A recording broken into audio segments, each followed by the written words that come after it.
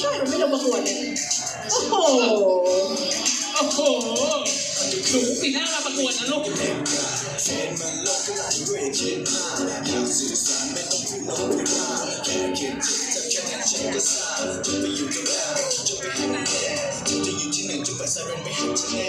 อ้โหสุดยอดพร้อมกัน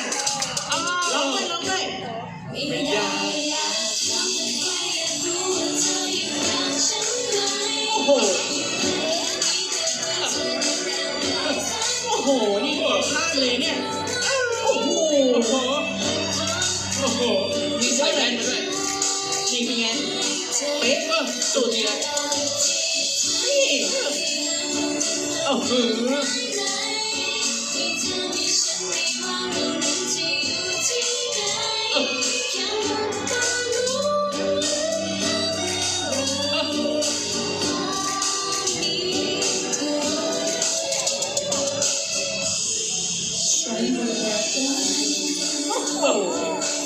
เพลงนี้มันมากเลยนะโอ้โหมันเป็นจิงเกิลเบลลี่นะครับสุด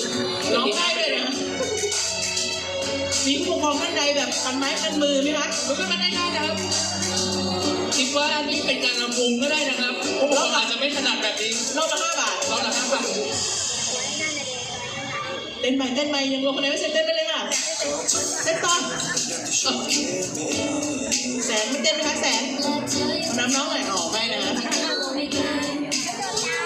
โอ้โหโอ้โห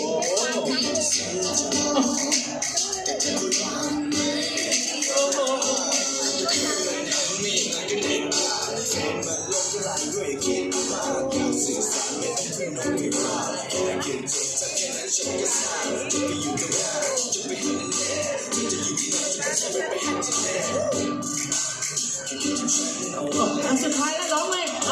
โอ้โหหอมหางอยู่หางเข้าน้ำอยู่เปิดประตูเลยผมก็ลุ้นเนี่ยไม่ใช่พี่น้องลุ้นอย่างเดียวโอ้โหเหมือนอะไรเป็นกระตุ้นเลย